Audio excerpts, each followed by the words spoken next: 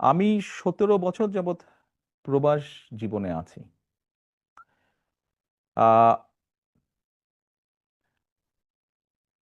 111 এর তথাকথিত 111 সরকারের সময় যেই শারীরিক নির্যাতন আমার উপরে হয়েছিল, তারপরে চিকিৎসার জন্য আমি এই দেশে আসি। আমি যখন এখানে আসি, আমার ভাইকে আমি রেখে এসেছিলাম, ছোট ভাইকে। আমি যখন এই দেশে আসি, আমার সুস্থ মাকে আমি রেখে এসেছিলাম। একটি ঘর রেখে এসেছিলাম, যেই ঘরে আমি এবং আমার ছোট ভাই বড় হয়েছি, যেই ঘরে আমার বাবার স্মৃতি ছিল, যেই ঘরে আমাদের দুই ভাইয়ের সন্তানরা জন্মগ্রহণ করেছিল,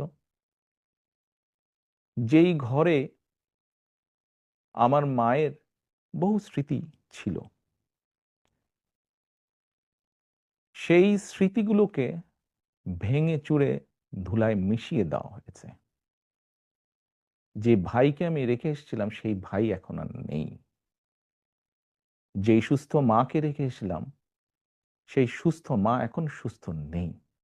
শুধু অসুস্থই নন, ওনার উপরে মানসিক এবং শারীরিক নির্যাতনও করা হয়েছে।